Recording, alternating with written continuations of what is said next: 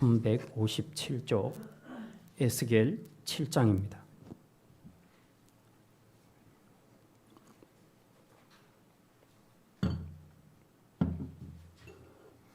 찾았으면 14절부터 봅니다. 14절부터 27절까지 봅니다. 그들이 나팔을 불어 온갖 것을 준비하였을지라도 전쟁에 나갈 사람이 없나니 이는 내 진노가 그 모든 무리에게 이르렀습니다. 밖에는 칼이 있고 안에는 전염병과 기근이 있어서 밭에 있는 자는 칼에 죽을 것이요 성읍에 있는 자는 기근과 전염병에 망할 것이며 도망하는 자는 산 위로 피하여 다 각기 자기 죄악 때문에 골짜기에 비둘기들처럼 슬피 울 것이며 모든 손은 피곤하고 모든 무릎은 물과 같이 약할 것이라. 그들이 굵은 배로 허리를 묶을 것이요 두려움이 그들을 덮을 것이요 모든 얼굴에는 수치가 있고 모든 머리는 대머리가 될 것이며 그들이 그 은을 거리에 던지며 그 금을 오물같이 여기리니 이는 여호와 내가 진노를 내리는 날에 그들의 은과 금이 능히 그들을 건지지 못하며 능히 그 심령을 족하게 하거나 그 창자를 채우지 못하고 오직 죄악의 걸림돌이 되미로다. 그들이 그 화려한 장식으로 말미암아 교만을 품었고 또 그것으로 과정한 우상과 미운 물건을 만들었은즉 내가 그것을 그들에게 오물이 되게 하여 타국인의 손에 넘겨 노략하게 하며 세상 악인에게 넘겨 그들이 약탈하여 더럽히게 하고 내가 또 내 얼굴을 그들에게서 돌이키리니 그들이 내 은밀한 처소를 더럽히고 포악한 자도 거기 들어와서 더럽히리라.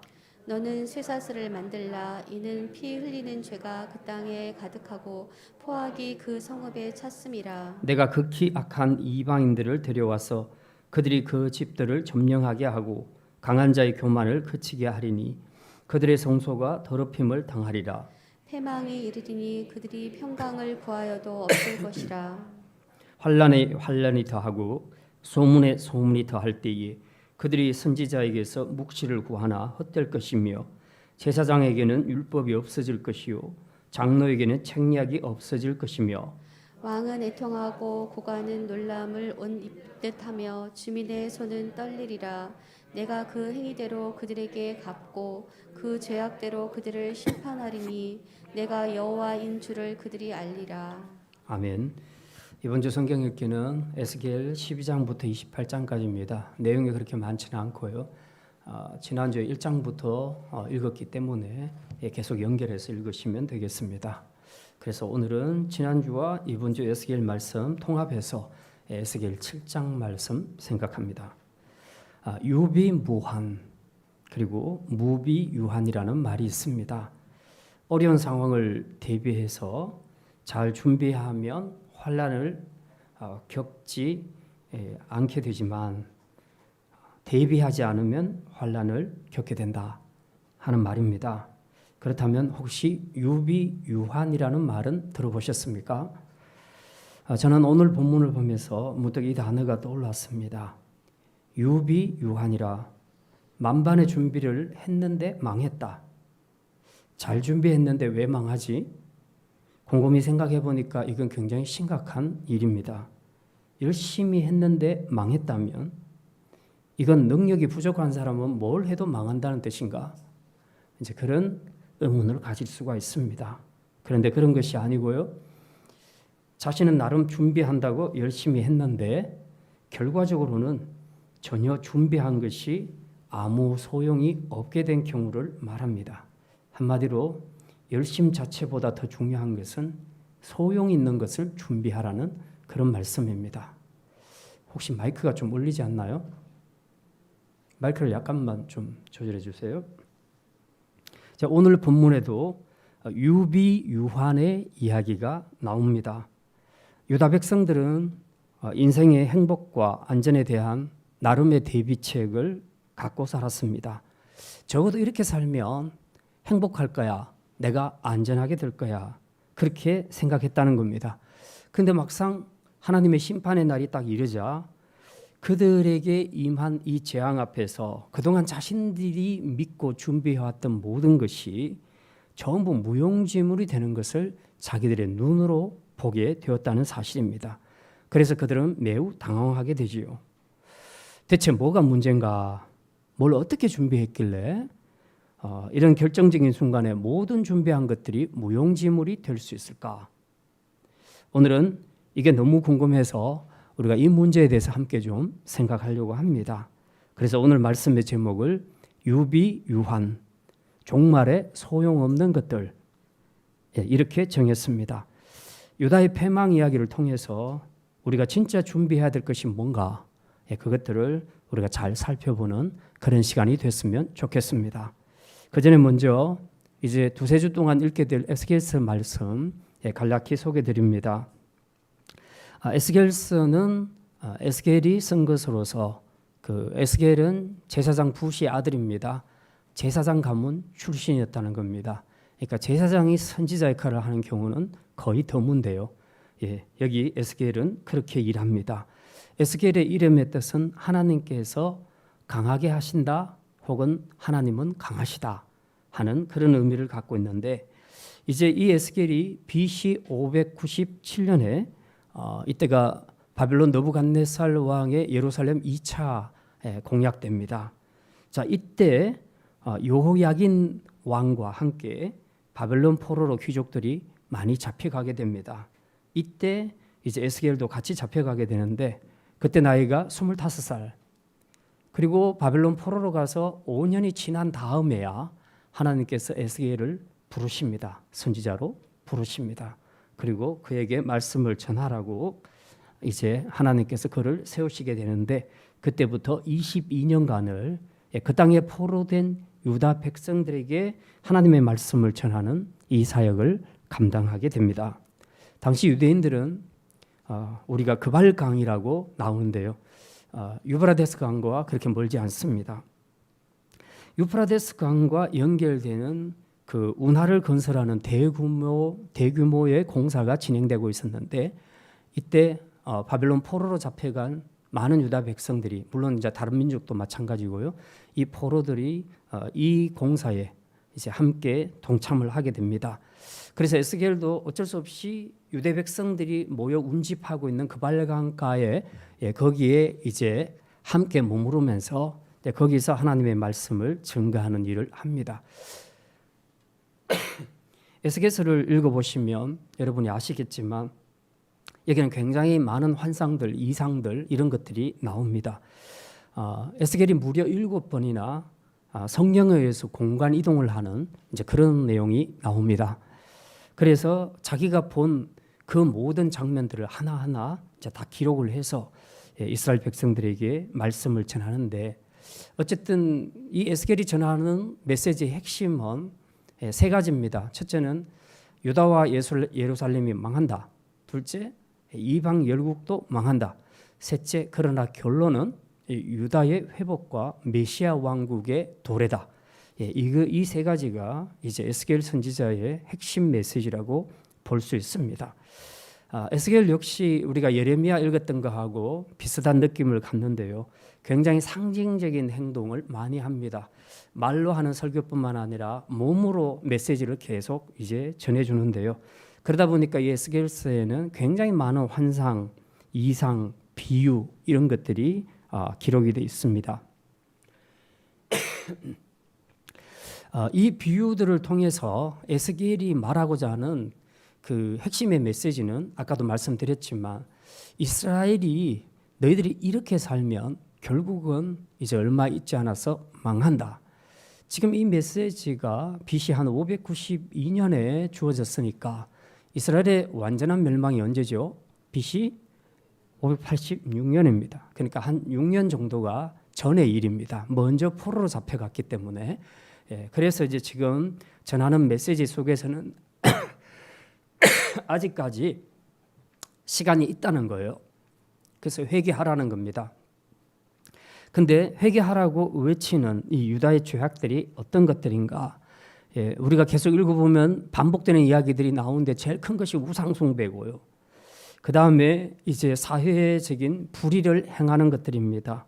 고아와 과부와 나그네 이런 약자들을 학대하고, 또 근친상간, 청부살인, 고리대금업 뭐 이런 죄로 인해서 완전히 처음 부를 때는 제사장 나라로 불렀는데 이제 지금에 와서 보니까 이게 제사장 나라의 흔적은 하나도 보이지 않는 겁니다. 정말 하나님의 공의와 정의는 다 무너졌고 이제 불의와 패악만이 가득한 그런 죄악의 땅이 되었다는 겁니다.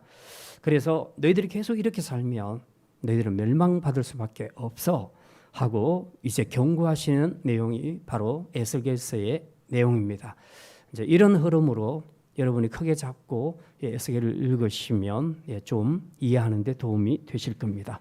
자, 그럼 이제부터 예루살렘, 즉 유다의 패망을 통해 유다가 유비유환이 된 이유, 즉 준비했는데 망하게 된 이유, 그것에 대해서 우리가 함께 생각하는데 마지막 심판의 날에는 준비한 것이 소용없게 되었더라. 여기에 초점을 맞추고 도대체 뭘 준비했는데 다 소용없이 되었는가? 오늘 거기에 초점을 맞추고 함께 생각을 합니다. 첫 번째 말씀입니다. 첫 번째부터 세 번째까지는 좀 더 공통적인 것이 있습니다. 하나님이 없으면 하는 전제가 붙어 있습니다. 첫 번째 말씀입니다. 하나님이 없으면 전쟁 준비가 소용없습니다. 한번 따라합시다. 전쟁 준비가 소용없습니다. 14절에 보면요. 우리 14절 말씀 우리 같이 읽겠습니다. 그들이 나팔을 불어 온갖 것을 준비하였을지라도 전쟁에 나갈 사람이 없나니 이는 그 모든 무리에게 이르렀습니다. 나팔수가 나팔을 분다는 것은 이제 이 나팔 소리를 듣고 백성들이 다 함께 모여서 지금 우리를 치려고 하는 적들과 전쟁을 준비하게 한다. 그런 의미에서 나팔을 부는 겁니다. 그런데 나팔수가 나팔을 불어도 전쟁에 나갈 사람이 없어서 전쟁을 못할 거다. 이제 그렇게 예언합니다. 왜냐하면 이유가 있죠. 하나님의 진노가 모든 사람에게 내려졌기 때문이라. 그 내용이 15절부터 18절까지 기록이 되어 있는데요. 먼저 15절 말씀 잠깐 보겠습니다. 제가 읽습니다. 밖에는 칼이 있고 안에는 전염병과 기근이 있어서 밭에 있는 자는 칼에 죽을 것이요 성읍에 있는 자는 기근과 전염병에 망할 것이며. 밖에 칼이 있다는 말은 지금 예루살렘 성을 바벨론 군대가 와서 거의 3년간 에워싸고 포위를 합니다. 그렇기 때문에 출입이 자유롭지 않죠. 안에 있는 사람이 밖으로 나갔다면 무조건 죽습니다. 밭에 있든지 성 밖에 있는 사람은 적에게 노출이 되니까 죽게 돼 있다는 그런 얘기입니다. 그러면 안에는 안전하냐? 문 닫고 있으니까 안에는 안전할 것 같은데 그런데 거기에는 뭐가 있다고 합니까? 전염병과 기근이 있을 것이라. 그래서 이 예루살렘 성 포위가 오래 진행되면서 이제 그동안 비축해뒀던 양신들이 다 떨어지게 된 겁니다. 그러니까 이제 그때부터 굶어 죽게 되는 거죠. 그리고 이제 전염병이 또 들어오게 됩니다. 그렇게 해서 전염병으로 죽고 기근으로 죽고 성 안에서는 이제 이런 어려움이 생기게 됩니다. 이게 전부 하나님이 내리신 진노라는 겁니다. 또 16절에 보면 이렇게 기록이 되어 있습니다. 도망하는 자는 산 위로 피하여 다 각기 자기 죄악 때문에 골짜기의 비둘기들처럼 슬피 울 것이며. 성 안도 아니고 성 밖도 아니고 어쩌다 이렇게 참 세상 말로 재수가 좋아서 이렇게 어딘가로 숨게 된 사람들이 있다는 겁니다. 자, 성경에서는 산으로 간다 이런 표현은 보통 위험을 당한 자들이 피난처로 삼는 것이 산이다. 이제 그런 의미입니다. 특히 팔레스타인에 사는 수많은 동굴들이 있습니다. 그래서 일단 팔레스타인에는 산으로 피한다는 것은 굉장히 다른 산에 피하는 것보다 살아남을 생존할 확률이 크다는 것을 의미합니다. 군데군데 동굴들이 많이 있기 때문에 숨어 들어가면 잘 몰라요. 그러니까 우리가 다윗과 사울의 그 추격전을 봐도 동굴에서 일어나는 일들이 되게 많죠. 일단 동굴에는 깜깜하기 때문에 어떻게 찾아내기가 어렵습니다. 자, 그럼에도 불구하고 유다 백성들이 자신들이 오래 살았던 이 성읍을 버리고 지금 살기 위해서 동굴에 있는 이 팔레스타인의 산으로 도망을 했다는 이 사실 자체가 사실은 지금 유다의 멸망이 얼마나 급박하고 참담한가 하는 것을 보여주고 있습니다. 더욱이 산으로 피해서 이제 간신히 목숨을 건졌다고 생각했는데 그런 사람들마저 오늘 본문에 보니 골짜기 비둘기처럼 슬피 울게 된다. 그렇게 말합니다. 이게 바로 이제 하나님을 배교한 대가를 유대인들이 치르게 되는 슬픈 운명을 말해주고 있습니다. 마치 비둘기가 우는 것처럼 그렇게 그 산속에 간신히 목숨을 부지하고서도 거기서도 계속 이제 울게 된다는 것입니다.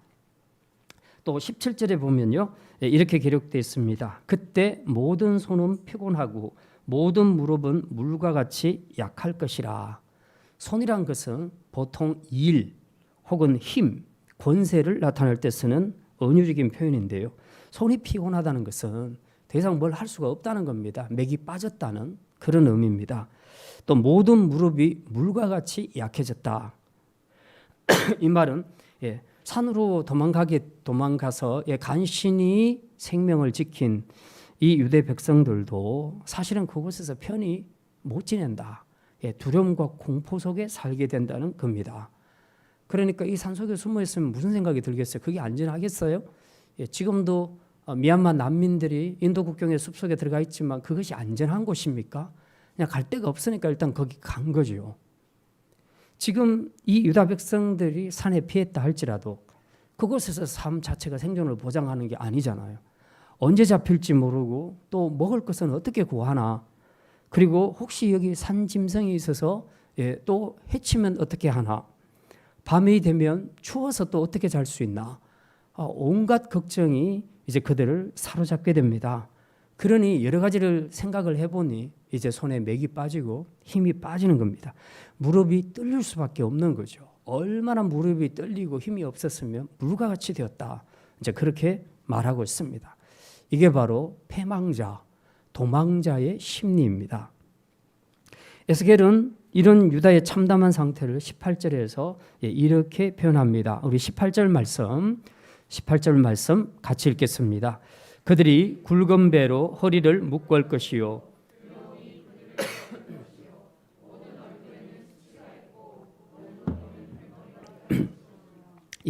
여기 보니까 굵은 베옷을 입거나 그 배띠에 허리띠를 한다는 것은 이건 극한 슬픔을 나타내는 것을 의미합니다. 그리고 대머리가 된다는 것은 우리가 지금 이해하고 있는 머리숱이 없는 그런 사람을 이야기하는 것이 아니라 머리를 밀었다는 의미입니다.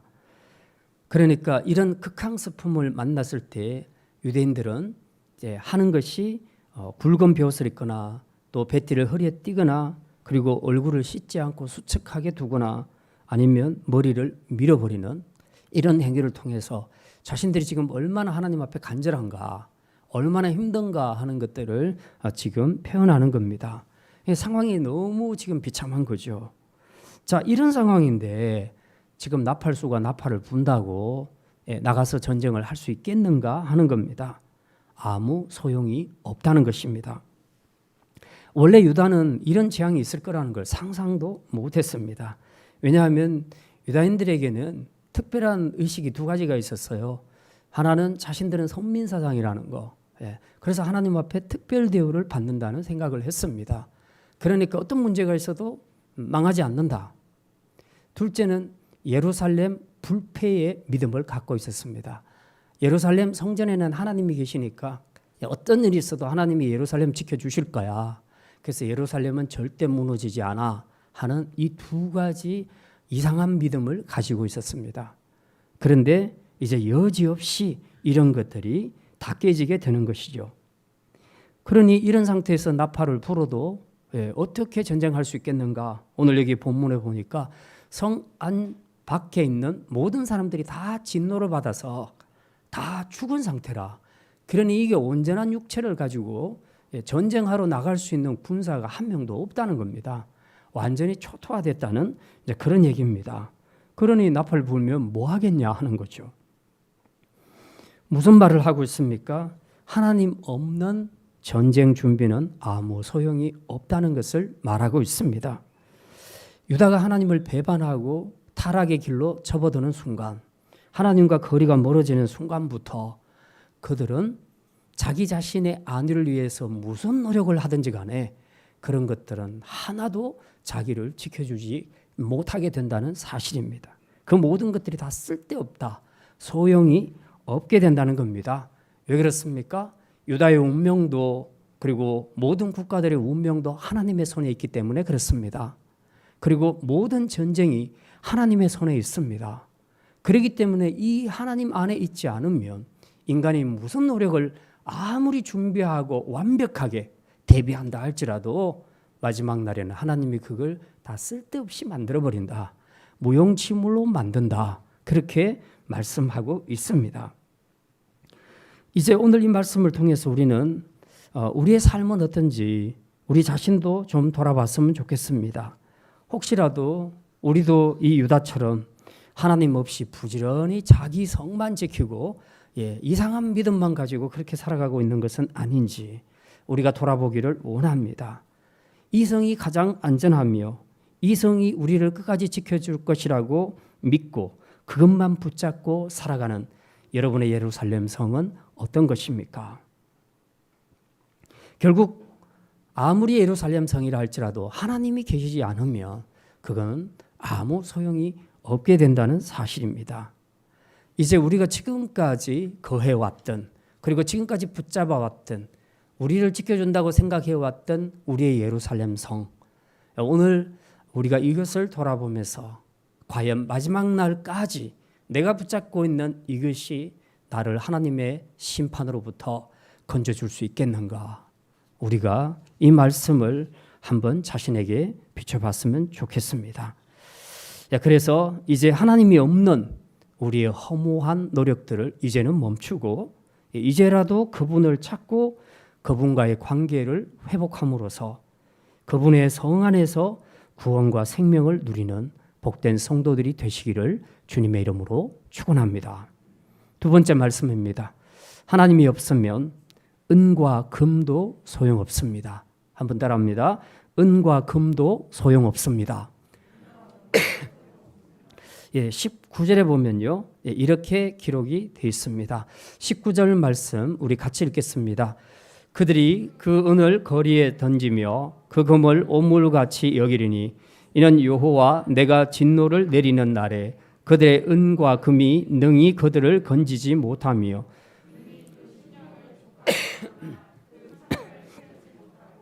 오직 죄악의 걸림돌이 됨이로다. 하나님의 심판의 날이 되면 유다 사람들이 어떻게 하느냐? 은을 거리에 다 던져버린다. 그리고 금을 오물같이 여기게 된다고 말합니다.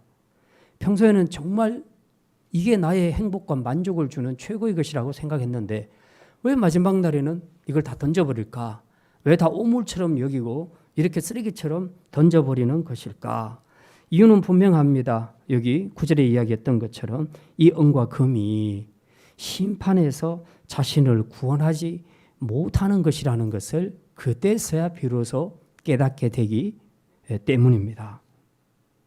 그동안은 이 모든 것이 자신의 행복과 만족을 채워준다고 생각을 했는데 막상 진노의 날이 보니까 전혀 구원에 있어서 무력하더라. 그리고 19절에 보니까 이것은 심령에 참 만족을 주지도 못하고 그렇다고 음식처럼 막 입으로 넣어서 창자에 채울 수도 없는 그야말로 소용없는 쓸데없는 것들이었다는 것을 비로소 그들이 깨닫게 되었다는 사실입니다. 그리고 그것들이 죄악의 걸림돌이 되었다 이렇게 표현을 하고 있는데요. 이 말은 금과 은 때문에 백성들이 하나님보다 재물을 더 의지하는 그런 죄를 범하게 되었다는 말입니다. 사실 예나 지금이나 인간에게 재물은 죄를 짓게 하는 걸림돌이 될 때가 많습니다. 특히 자본주의 사회에서는 더 물질의 힘이 크기 때문에 물질은 거의 사람들에게 신과 같은 자리에 그렇게 자리 잡고 있습니다. 그래서 사람들은 때로는 이 돈을 더 많이 소유하기 위해서 사람으로서는 해서는 안 될 그런 죄를 짓는 경우들이 많습니다. 그러다 보니까 이 돈이 우리에게 죄의 걸림돌이 된다는 것입니다. 게다가 20절과 21절에 보면요, 이런 내용이 나옵니다. 그들이 그 화려한 장식으로 말미암아 교만을 품었고 또 그것으로 가정한 우상과 미운 물건을 만들었은즉 내가 그것을 그들에게 오물이 되게 하여. 화려한 장식이라는 것은 지금과 비슷합니다. 그 여자들이 목에 거는 목걸이, 팔찌 뭐 이런 귀중품들을 이야기하는데 이런 장식품들을 유다 백성들이 아주 흔하게 달았다. 그 말은 그들의 삶이 상당히 풍요롭고 사치스러웠다 하는 것을 보여줍니다. 그런데 이렇게 금과 은이 많아지면서 이들이 짓게 되는 두 가지 죄가 있었다고 그렇게 오늘 본문 21절에서 말합니다. 두 가지 죄가 뭡니까? 하나는 교만하게 되었다. 또 하나는 우상 숭배로 연결되었다. 이렇게 말하고 있습니다. 교만하게 됐다는 것은 뭡니까? 물질이 많아지면 사람들에게 흔히 나타나기 쉬운 현상이 교만입니다. 아무래도 돈이 많으면 돈이 힘이고 능력이죠. 그러니까 힘을 가지고 능력을 가졌다는 것을 자기가 자꾸 나타내 보이기를 원합니다. 그리고 상대적으로 돈이 없는 힘없는 사람들에게 자기를 과시하거나 그들을 무시하는 이런 경향을 나타내게 되죠. 그래서 대개 교만은 부자들에게서 많이 나타납니다. 이게 하나님 앞에서 우리가 많은 물질을 받게 되면 감사하면서 이 많은 물질들을 어떻게 하나님의 뜻을 따라 바르게 쓰고 어려운 사람들을 도울 수 있을까라는 생각을 하는 것이 아니라 유다 백성들은 이것 때문에 오히려 더 자기 잘난 척하며 교만하며 없는 사람들을 무시하는 그런 삶을 살았다는 겁니다. 결국 이 물질이 금과 은이 그들에게 죄악의 걸림돌이 되었다는 거죠. 자, 두 번째는 어떤 죄로 발전한다고 합니까? 우상 숭배로 발전한다고 합니다. 자, 금과 은이 풍성해지면서 유다 백성들은 이걸 가지고 뭘 하냐 하면 우상을 만들기를 시작합니다. 여러분은 여러분에게 금이 엄청나게 많이 주어지면 그 금 가지고 뭘 하시겠습니까? 처음에는 뭐 먹는 거 사고 집도 사고 다 하겠지만 그거 하고도 남으면 뭐 하겠습니까? 뭔가 장식품을 만들어야 되겠죠. 기호품을 만들 겁니다. 유다 백성들은 그걸 만들었다는 거죠. 우상을 만들었습니다. 그래서 여기 20절에 보니까 가증한 우상과 미운 물건을 만들었다. 그걸 섬겼다 그렇게 말합니다. 가증한 우상, 미운 물건 이게 뭘까? 금과 은으로 만든 이 우상들이 어떤 것들이냐 하면 구약에 보면 우리가 부정한 짐승들이 있죠. 부정한 짐승들의 형상을 만들어낸 것입니다. 그러니까 거기에는 곤충 모양도 있고 고양이 모양도 있고 돼지 모양도 있고 여러 가지 형상들이 있는데 이건 구약의 그 규례에서는 다 부정한 것들이죠. 그러니까 하나님의 입장에서는 어떻게 해서 이런 형상들을 보면 아주 극도의 혐오감을 느끼게 된다는 겁니다. 그런데도 유다 백성들은 전혀 거리낌이 없이 기호로 계속 그런 것들을 만듭니다. 처음에는 그냥 만들었는데 나중에는 그걸 섬기게 되었습니다. 그래서 우리가 뭔가를 형상화시킨다는 것은 굉장히 위험합니다. 자칫하면 그것을 섬기게 돼요. 그러니까 예수님 사랑해서 예수님 동상 만들었는데 좋은 마음으로 시작했는데 나중에 그 앞에서 절하는 일들이 나타납니다. 예수님의 어머니가 너무 고상해서 너무 좋아서 성모 모리아상을 만들었는데 시간이 지나면 그 성모 마리아에게 기도를 하는 자신의 모습을 발견할 수 있습니다. 그래서 개신교는 철저하게 형상을 배격합니다. 천주교는 여전히 성화나 형상을 중요하게 여깁니다. 거기에서 의미를 찾으려고 하지만 개신교는 철저히 그런 것들을 파괴합니다. 오직 하나님이 주신 말씀만 믿도록 하는 것이 개신교의 특징입니다. 자, 어쨌든 이렇게 하나님 보시기에 유다 백성들은 가장 하나님이 혐오하시는 구약의 부정한 것들 그 형상을 가진 우상들을 만들어 놓고 그것들을 계속 섬기고 있는 겁니다. 이들이 얼마나 많은 우상을 만들어냈는가 그리고 얼마나 많은 우상들을 섬겼는가 하는 것들은 이제 여러분이 읽으시면서 8장을 보면 거기에 그 내용이 나옵니다. 지난주에 봄에 들어갔으니까 읽은 분들이 많겠네요. 이 8장에 보면요. 하나님이 에스겔을 또 성령의 충만함으로 이제 공간 이동시켜가지고 성전으로 데려가시는데 그 성전 안에서 무슨 일이 일어나고 있는가를 보여주는 내용이 이제 8장에 기록이 되어 있습니다. 내용이 기니까 그냥 간단하게만 말씀드리면 이런 겁니다. 성전 안에 성소와 지성소가 있는데 이 성소 옆에 보면 이제 작은 방들이 있지요. 예. 자, 이 방들을 하나님께서 차례로 열어 보이면서 에스겔에게 한번 봐라. 저 안에서 무슨 일이 있는가 한번 봐라. 이제 그렇게 해서 문을 열고 차례로 이제 보는 겁니다. 그랬더니 그 안에 각종 곤충과 짐승의 형상을 한 그 많은 우상들을 빽빽하게 들여다 놓고 거기에 평신도도 아닌 장로들이 거기서 예배하는 그런 모습이 있었다는 겁니다. 그리고 이제 또 그 옆에 나오게 되면 여인들이 다른 옆에 그 방의 문을 열면 그 여인들이 담무스 신을 위해서 애곡하는 그런 모습들이 나옵니다.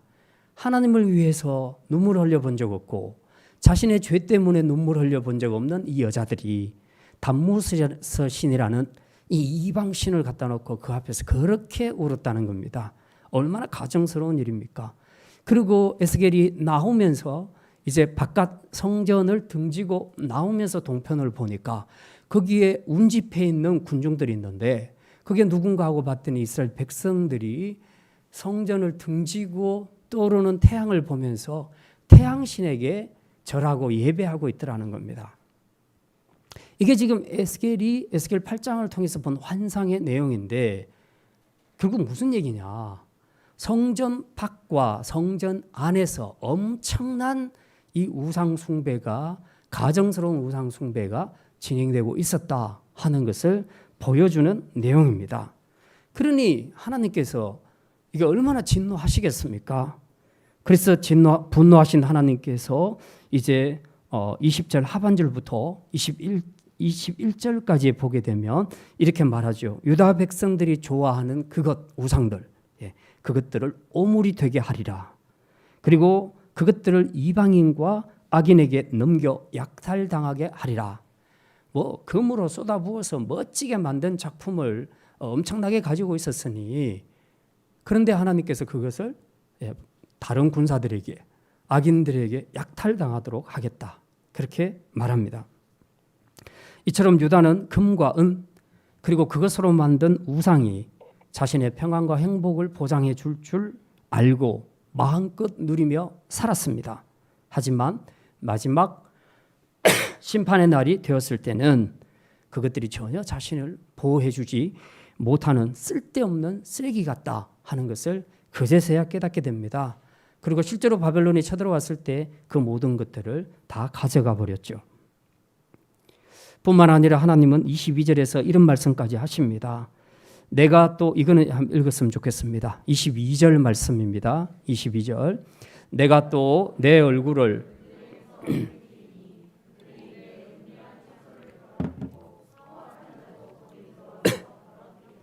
아까 에스겔 8장 말씀 잠깐 소개해 드렸는데 성전 안에서 이루어진 가증한 우상 숭배의 모습을 이제 에스겔이 봤지요. 하나님은 이거죠.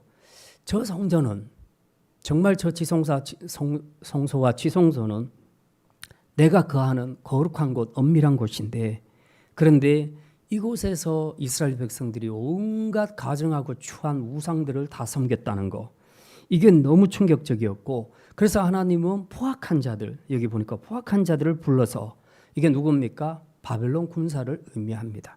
바벨론 군사들이 성전까지 들어와서 이제 그 성전을 밟도록 하나님이 너무 속상하니까 그냥 내버려 두신 겁니다. 이건 더 이상 내 성전이 아니야. 이제 그렇게 하나님께서 하셨다는 겁니다. 그래서 이 말씀을 하시면서 이 모든 일이 이렇게 된 것은 너희의 죄 때문이다. 그러므로 나는 이제부터 내 얼굴을 돌이켜 너희들을 보지 않겠다. 그렇게 말씀합니다. 무슨 말입니까? 이제부터는 유다를 향한 하나님의 모든 애정과 관심, 보호를 다 철회해버리겠다. 하나님이 그렇게 선언하시는 것입니다. 이게 바로 은, 금 그리고 우상을 하나님보다 더 의지하고 섬겼던 유다가 받은 대가였다는 것입니다. 오늘 우리는 어떻습니까? 여러분은 물질이 여러분의 삶을 진정으로 행복하고 만족하게 해줄 거라고 믿습니까? 하나님과 물질 중 어느 쪽이 우리에게 참된 행복과 만족을 준다고 생각하십니까? 말로 우리가 여러 가지 대답을 할 수 있겠지만 그러나 그런 것보다 더 중요한 것은 물질을 우리가 어떻게 사용하는가, 그리고 물질에 대해서 우리가 어떻게 반응하는가. 네, 이걸 보면 우리가 정말 누구에게 진정한 행복이 있는가 하는 것을 우리는 분명히 짐작할 수 있습니다. 종종 이 물질의 문제, 돈 문제 때문에 가지고 있던 신앙을 버리는 사람들을 봅니다. 참 마음이 아픕니다. 물론 그들은 조금이라도 더 많은 돈을 벌기 위해서 그렇게 결정을 했겠지만 그들의 마음은 인간적으로 이해하지만 그렇다고 신앙까지 버리는 건 그건 결국 그들이 믿었던 게 하나님이 아니라 물질이라는 것을 증명하는 그런 길이라는 겁니다. 그동안의 신앙생활이 그러면 도대체 뭐였나? 이제 이런 의구심을 갖게 되는 것이죠. 그러면 그들은 과연 그들이 선택한 그대로 물질을 쫓아 그것을 선택했는데 그러면 마지막 날 주님의 심판의 날에 자신들이 선택했던 그 물질들이 자신을 구원해 줄 수 있을까? 생각해 보면 참 안타깝습니다. 이제 에스겔 시대에 물질로 교만하고 물질로 이 우상 숭배했던, 은과 금의 풍성함 때문에 우상 숭배했던 유다 백성들의 죄를 보면서 우리는 이제 어떻게 살아가야 할 것인가, 이걸 다시 한번 돌아보고 선택하는 시간으로 삼아야 할 것입니다. 다시 말씀드리지만 은과 금은 마지막 날 무용지물이라는 것을 기억하시기를 바랍니다. 이제 마지막 말씀입니다. 세 번째 말씀입니다. 하나님이 없으면 평강을 구해도 소용없습니다. 따라합니다. 평강을 구해도 소용없습니다. 25절에 보면 이렇게 말합니다. 패망이 이르리니 그들이 평강을 구하여도 없을 것이라. 유다가 패망한 원인은 사실 23절에서 밝히고 있습니다. 23절에 보면 이렇게 기록합니다. 너는 쇠사슬을 만들라. 이는 피 흘리는 죄가 그 땅에 가득하고 포악이 그 성읍에 찼습니다. 쇠사슬을 만든다는 게 뭡니까? 쇠사슬은 포로들이 묶이는 것을 이야기하죠. 바벨론에 유다가 포로가 된다는 그런 의미입니다. 하나님이 바벨론을 준비시켜서 이제 유다 백성들을 포로로 데려가겠다는 그런 의미입니다. 그런데 그 이유가 뭔가? 왜 유다 백성들을 포로로 쇠사슬로 준비해서 묶어가는가? 지금 그 이유입니다. 아까 우리가 생각했던 이유들은 뭡니까? 다 그 이스라엘 백성들이 이런 금과 은 이런 것들에 이런 것들을 의지하고 또 그런 것들을 우상으로 만들어서 섬김으로써 이런 심판을 받게 되었다. 그런 내용을 생각했는데 오늘 여기에 또 한 가지 더 추가해서 말씀하고 있습니다. 그게 뭡니까? 23절 하반절에 보니까 이는 피 흘리는 죄가 그 땅에 가득하고 포악이 그 성읍에 찼습니다. 그러니까 유다에게는 금과 은, 물질의 문제나 또 우상숭배 문제 외에도 다른 죄가 또 하나 있는데 그게 바로 무죄한 자의 피를 흘리고 약하고 가난한 자에게 강포를 행한 죄가 있다는 겁니다.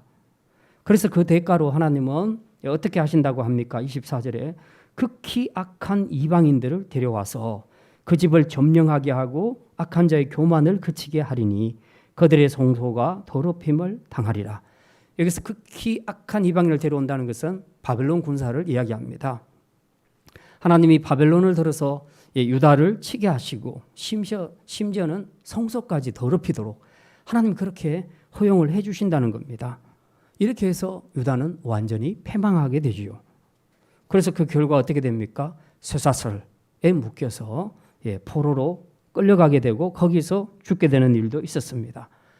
자, 그럼 이런 참담한 현실 앞에서 두려움을 느끼지 않을 사람이 누가 있겠습니까? 이 두려움 가운데 이제 그들 안에는 그 일말의 평안이 있기를 바라는 이제 그런 마음이 그들 안에 생기기를 시작했습니다. 그래서 그들은 한결같이 평강이 있었으면, 예전에 누리던 평강이 있었으면 하는 그런 바람이 있었습니다. 그럼에도 불구하고 25절에 보니까 하나님은 더 이상 평강은 없다. 더 이상 평강은 없다라고 그렇게 말씀합니다. 여기서 말하는 평강은 우리가 이제 두 가지 의미로 생각해야 됩니다. 하나는 유다가 바벨론 제국에게 그 화평의 제안을 하는 그런 평강이 있고, 또 하나는 하나님으로부터 오는 진정한 평강 샬롬이 있습니다. 그런데 유다는 이 둘 다 거절을 당하게 됩니다. 첫 번째, 이 바벨론 제국에게 화평의 제안을 한 것이 거절당하는 것은 뭡니까? 사실 유다가 진작에 이 바벨론에게 항복하고 순순히 따랐더라면 아마 훨씬 대우가 좋았을 겁니다. 그리고 화평의 제안도 상당 부분 받아들여졌을 겁니다. 근데 유다는 어떻게 합니까? 끝까지 저항하죠. 끝까지 저항하고 버티다가 결국 망했기 때문에 바벨론으로서는 선처를 베풀 이유가 없습니다. 괘씸죄에 걸려 들어간 겁니다. 그래서 뒤늦게 화평을 제안하지만 그건 다 소용없다. 버스는 올 때 손들어야 됩니다. 버스 지나고 손드는 건 아무 소용이 없다는 거죠. 두 번째 평강은 하나님으로부터 오는 샬롬, 진정한 평강을 말하는데 이건 더더욱 유다에게는 불가능한 일이었습니다. 왜 그렇습니까? 하나님이 그동안 얼마나 오래 참으셨습니까? 얼마나 오랫동안 많은 선지자들을 보내서 너 그러면 안 돼. 빨리 회개하고 돌아와야 돼. 그렇지 않으면 이렇게 너희들이 멸망당할 거야. 아주 수십 번, 때로는 시청각 자료까지 다 해서 선지자들의 행동 퍼포먼스를 사용하는 이런 것까지 총동원해서도 그들이 정신 차리고 돌아오기를 바랐지만 그들은 끝까지 거절하고 거부하고 자기 길로 나갔습니다. 심지어는 하나님이 보내신 선지자를 핍박하는 그런 죄악까지 범하게 되었습니다. 그런데 이제 와서 평화를 구하니까 하나님이 주신다고 천만의 말씀입니다. 하나님의 자비와 긍휼은 언제까지나 영원히 주어지는 것이 아닙니다. 그러므로 돌아올 만한 때에 돌아와야 한다는 것입니다. 그래서 하나님은 이제 그제서야 뒤늦게 평안을 구하는 유다를 향해 단호하게 말씀하시죠. 25절에 패망이 이르리니 그들이 평강을 구하여도 없을 것이라. 버스가 지나가고 난 다음에 손을 드는 건 아무 소용이 없다는 것입니다. 이런 유다에게 한 가지 희망이 있기는 있었습니다. 그게 뭐냐? 선지자나 제사장 혹은 장로들로부터 위로받는 것이었습니다. 그런데 이것도 다 거절당합니다. 그 내용이 26절부터 나와 있습니다. 환난에 환난이 더하고 소문에 소문이 더할 때에 그들이 선지자에게서 묵시를 구하나 헛될 것이며 제사장에게는 율법이 없어질 것이며 장로에게는 책량이 없어질 것이라. 거듭되는 환난과 불길한 소문 때문에 사실 포로된 이스라엘 백성들이 얼마나 두려워 떨었겠습니까? 그러니까 그들에게는 이제 다 평강이 거절당했으니까 마지막 거는 희망은 뭡니까? 그것은 바로 선지자를 통해서라도 좀 위로를 받고 싶은 것이 있었던 겁니다. 그런데 당시 유다에는 헛된 예언으로 백성들을 미혹했던 거짓 예언자들이 판치고 있었기 때문에 이거는 불가능했고 특히 하나님의 심판은 이미 결정됐으니까 이제는 후회해도 소용이 없다는 겁니다. 제사장과 장로도 마찬가지입니다. 여기 보니까 제사장에게서 율법이 없어진다. 그렇게 말하는데 원래 제사장이 하는 일이 제사 집례하는 것과 백성들에게 율법을 가르치는 일을 하는 것이죠. 그런데 이 제사장들도 함께 타락해서 그 율법과 거리가 먼 생활을 했습니다. 그러니까 제사장도 율법을 모르는 겁니다. 말하자면 목사가 성경을 모르는 거예요. 교사가 성경을 전혀 모르는 거예요. 그러니까 가르칠 것이 없어요. 그리고 또 장로들도 보니까 오랫동안 신앙생활을 백성들과 함께 하나님을 떠나서 그렇게 죄악된 삶을 했었죠. 그러니까 이제는 문제가 생겼을 때에 정말 신앙이 있는 지도자라면 이럴 때는 이렇게 해야 돼, 저럴 때는 저렇게 해야 돼 하는 굵직굵직한 가이드를 제시할 수 있는데 전혀 못 해내는 겁니다. 장로들에게 지혜가 없어졌다. 그렇게 말하고 있습니다. 오히려 자신들도 지금 하나님의 심판을 기다려야 되는 그런 상황이 되었다는 겁니다. 그래서 27절에 최종적으로 이렇게 말합니다. 왕은 애통하고 고관은 놀람을 옷 입듯 하며 주민의 손은 떨릴 것이라. 무슨 말입니까? 지도자로부터 시작해서 백성에 이르기까지 모든 사람들이 다 자신이 주연자로 심판을 받게 되었으니 이 재앙의 두려움에서 누가 평강을 줄 수 있겠는가? 누가 평강을 줄 수 있도록 다리 역할을 할 수 있겠는가? 없다. 그들이 움직여도 소용없다. 그렇게 말씀하고 있습니다. 그러므로 평강을 누릴 만한 때에 구해야 합니다. 때를 놓치면 나중에 뭘 해도 소용이 없습니다. 결국 유다는 마지막 심판의 날 27절에 기록된 말씀대로 행위대로 갚으시는 하나님의 심판을 통해 여호와가 누군 줄 그제서야 알게 된다는 겁니다. 그저 이 깨달음을 가지고 끝입니다. 알아서 그분의 뜻대로 산다 이런 얘기가 아니고요. 이미 심판받고 끝장났을 때 그때 여호와를 깨닫게 된 것은 그냥 그렇게 인식하고 끝났다는 그런 얘기입니다. 때가 늦었다는 얘기죠. 여러분은 언제 평강을 구하십니까? 하나님이 기회를 주실 때에 평강을 구하시기를 바랍니다. 그러기 위해서는 일단 죄를 멈춰야 합니다. 평강은 구한다고 다 얻어지는 것이 아니라 죄를 멈춘 자가 평강을 구할 수 있습니다. 죄를 멈추고 하나님과 관계가 회복될 때에 그런 사람이 평강을 구하면 평강을 받을 수 있습니다. 그러나 그렇지 않으면 우리가 평강을 누릴 수 없고 그리고 나중에는 뒤늦게 평강을 구해도 그것은 소용이 없습니다. 선지자의 말을 들을 수 있을 때 들으시고 여러분이 말씀을 배울 수 있을 때 말씀을 배우시기를 바랍니다. 그래서 그것을 통해서 이제 하나님을 바르게 알고 하나님과 올바른 관계를 이제 정립함으로써 일상에서 여러분이 구하시는 대로 평강을 누리는 그런 축복이 있기를 바랍니다. 이제 말씀을 마칩니다. 오늘 우리는 유비유한, 즉 아무리 준비해도 소용없는 것들에 대해서 생각했습니다. 세 가지 말씀드렸습니다. 하나님이 없으면 첫째, 전쟁 준비가 소용없습니다. 하나님 없는 나의 성과 나의 준비는 다 소용없습니다. 둘째, 은과 금도 소용없습니다. 하나님이 아닌 물질은 마지막 날 우리를 능히 구원하지 못합니다. 셋째, 평강을 구해도 소용없습니다. 죄를 멈추고 하나님과의 관계를 회복함으로 평강을 구하십시오. 뒤늦게 평강을 구하는 건 소용이 없습니다. 그래서 이 세 가지를 우리가 잘 기억해서 하나님 없는 인생의 모든 노력과 준비는 마지막 날 아무 소용이 없다는 것을 깨닫고 평소에 우리가 주님과의 관계에 힘써으로써 이제는 소용 있는 준비를 잘 해서 마지막 심판의 날에는 주님 안에서 약속된 영생과 상급의 축복을 풍성하게 누리는 복된 성도들이 다 되시기를 주님의 이름으로 축원합니다. 기도합니다. 하나님, 유다의 패망을 통해 아무리 준비해도 망할 수밖에 없는 유비유한의 이치에 대해서 생각했습니다.